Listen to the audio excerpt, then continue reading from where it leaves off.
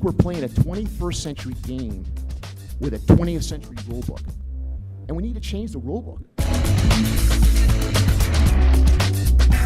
I want the takeaway for this to be information warfare in the Navy is a warfighting domain analogous to undersea, surface, air, and space. And if we don't get information warfare right in the Navy, the things we do in the other domains probably won't really matter. One thing I think I'll take home from here is that the training world is changing. I just came from the Spay War booth, which had a lot of apps available for sailors, as well as the Beamer Lab option, which is this 3D training realm, and the training world is changing, so I hope it hits the fleet soon. I want industry to look at the Pacific Fleet as a laboratory. You come and see me with your ideas. Okay, 10:45 group, please find your tables. One of the things Northrop Grumman is demonstrating at the West Conference is the BioSled, which is an Android-based multimodal biometric collection device, fully ruggedized and fully mission capable to perform DoD-level biometric enrollments. I was really surprised because I think of what I do as something that you just do. You help other women, you bring them forward. It doesn't seem like something worthy of an award, and yet what I know for women is that it's important to be recognized. It's important to see role models. This conference has been growing over the last several years. We're going to set the sky as the limit for this. We think we've got a lot of momentum going forward. We've got great participation by industry. The Navy, the Marine Corps, and the Coast Guard leadership are fully involved in what's going on. Well, it's been 26 years where the Naval Institute and AFCEA have been partners on this event, and we go way back, and we're very proud.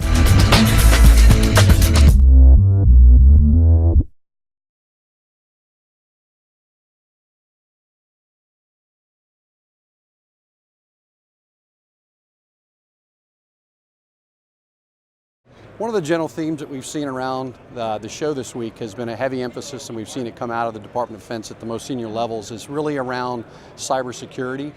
Even as you look at the defense budgets in the future years, there has been increased emphasis and money that has been thrown at cybersecurity. And we look at cybersecurity and tie it in very heavily with what we do from an innovation standpoint. At Amazon, the innovation that we do really runs across the board.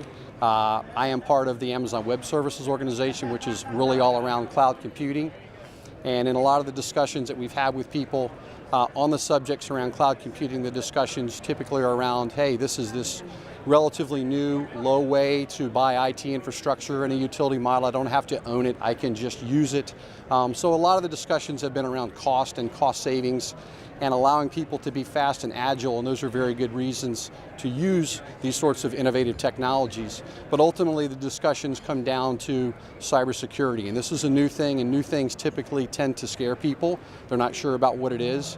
And what we've now start to see is a change in the reasons why people are looking at innovative companies that do things in the commercial cloud, where security and increased cybersecurity is now becoming the #1 reason why to move to commercial cloud.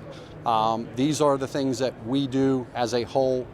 Doing IT is not a secondary thing, whereas let's say here in the Navy, heavy focused event, the Navy's primary focus is to drive ships, fly planes, to be warfighters.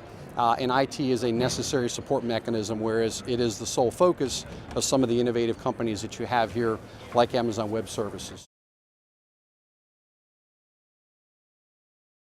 One of the challenges that we see in today's warfighting environment is how we move and integrate from kinetic warfare to non-kinetic warfare. And that intersection of being able to tie those together and the ability to create and bring things like directed energy, electronic attack, cyber into the traditional warfighting environment. And that is the way that we're going to need to fight in the future, both from a U.S. perspective and a coalition operating environment.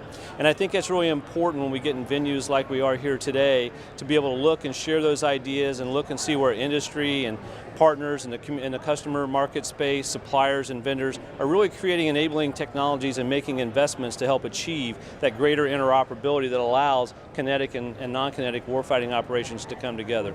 And that's where we're making investments, and why we're here is to help bring some of those ideas, innovation together to help form that conversation and create a path forward to how we can really address that.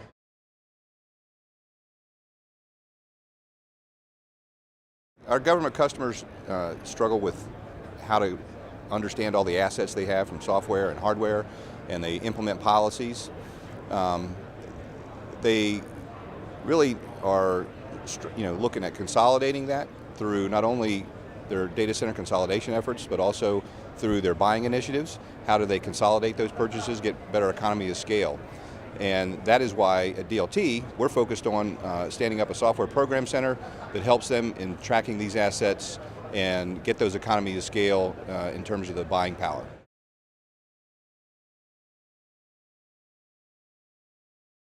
If you look at the cyberspace, which is our area of expertise, it is something which is in constant evolution. And that evolution requires the emergence of new ideas and new approaches. Those approaches have been challenging the communities at large for numbers of years.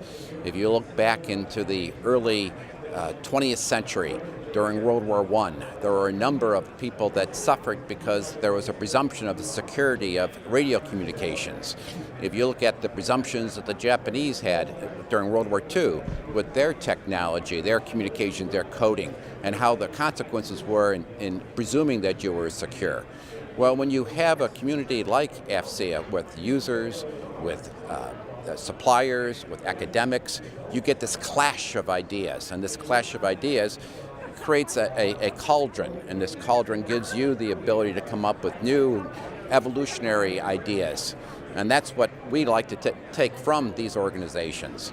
For example, with Fortinet, what we do is we've taken ideas of a compartmentalization, of bandwidth, just like as the growth of AFCEA over time, with the membership as it grows, the bandwidth, the size of your organizations, how much is required for the attendance.